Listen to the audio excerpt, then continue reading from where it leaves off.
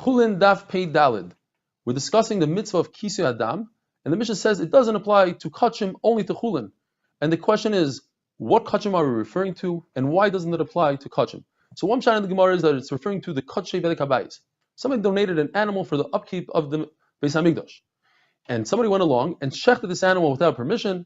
So since it's a shechita sheina ruya, then it doesn't require kisi hadam, and you can't redeem it according to this man Omar.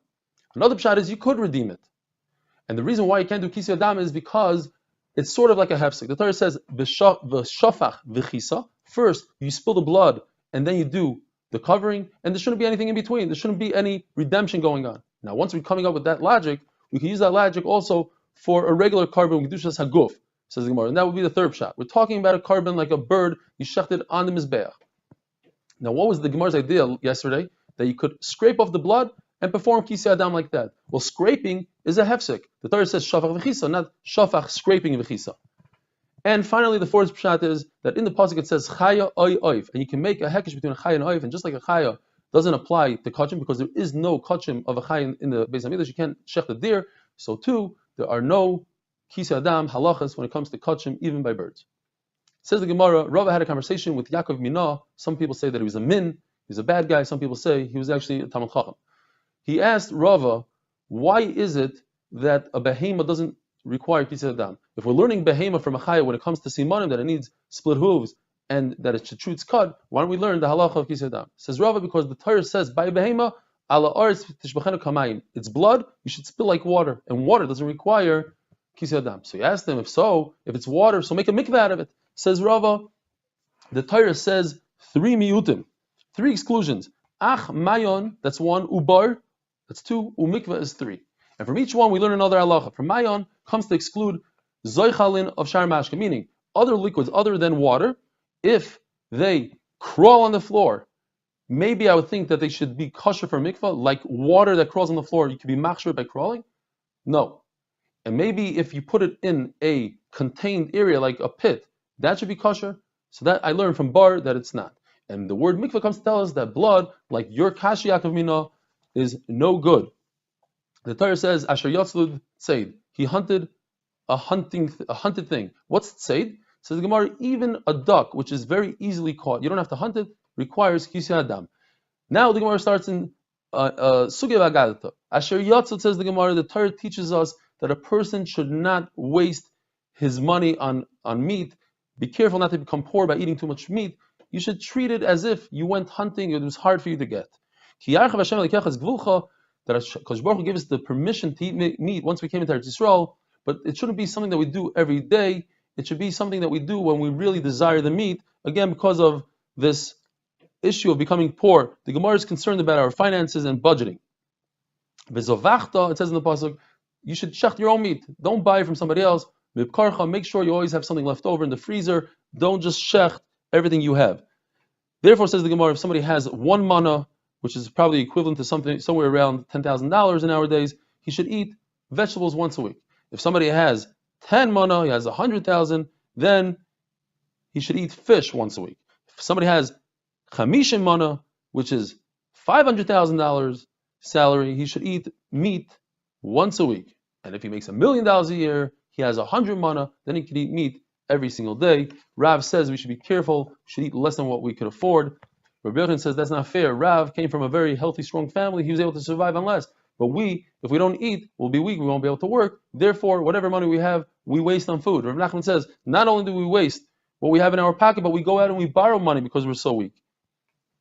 The Gemara brings a pasuk, Vasim l'lebushecha, you should wear sheep. How does one wear sheep? He should wear cotton, begadim, u'mechir sada atudim. He should sell his sheep, he should sell his fields in order to buy sheep. Sheep is a better business than real estate. V'dei chalav, a person should have a livelihood from the milk of his goats. L'lachmecha l'lechem beisecha, and this is a very good eitzah for especially mothers. First take care of yourself, and then you'll have strength to take care of your family. V'chaylen arisecha, give life to your children, give them an idea, chinuch for life. Don't train them on meat and wine. In other words, do not take your kids to Kiddush on Shabbos where there's liquor and shalom. Maybe on Shabbos it's okay. Now Rabbi Yochanan says if a person wants to become rich, he should deal, here's the trick, he should deal with smaller animals. And Rav Chisda says, I learned from a pasuk, it says, V'ashrei tzinecha, the tzayin makes you rich. Says Rabbi Yochanan, it's very dangerous to drink semi-boiled water. It's better to drink water from a witch than to drink semi-boiled water, provided that it doesn't have any spices in it, because that could save the whole situation, and provided that it's not in an earthenware cup, because if it's an earthenware cup, you're fine. If a person has a desire for some reason to lose all his money, says the Gemara, here's the Eitzah. He should wear Roman linen cloth, and he should buy white glass kalim, which are expensive and probably break very easily. And if you have a lot of oxen, let other people deal with them and don't watch them. In other words, let somebody else run your business into the ground, and like that, you'll lose all your money. A person should be large with other people, lend money, but when it comes to himself, he should be a lot more careful. Says the Gemara that a person should eat less than what he could afford, but when it comes to clothing, he should wear clothing, these fancy garments, as he can afford. And when it comes to your wife and children, buy her jewelry, give your kids more than what you could afford. Some people say that's with the money that you saved on the food. You shouldn't go out and borrow money. Back to Chullin, says the Gemara, Rav Eina gave a big drasha in front of the Reish Galusa, and he said, people thought he was saying a tremendous thing. Rava comes along and said, Rabbi came along and he said, no good. He says like this. We're talking about kisi hadam. If somebody had to shecht an animal on Shabbos, and he had the heter to because it was a very sick person, says Rabbeinu, just like we gave him a heter to shecht, we gave him a heter to continue on with the Chil Shabbos and do kisi hadam. Says Rabbi, we need to cut his tongue out. Or the other pshat in Rashi is, we need to take away his side guy, the guy that is his microphone, his speaker, that yells out to the rabbi what he said. We have to disgrace him in public. How could he say such a thing? Rav Yossi said a kavachomer. How do we know? We discussed this the other day that a koi, which is a savik chai savik behema, you're not allowed to shech on yantiv because you're not allowed to do the kisi hadam. Says Rav Yossi a kavachomer. If mila, which you could perform on Shabbos when we know that the baby was born the Shabbos before, you cannot perform a mila b'safik on yantiv if a baby is born on Tuesday. Ben Hashmashis, and we don't know if he's born on Monday or on Tuesday, and yantiv falls out on Tuesday. We have to push off his bris till Wednesday.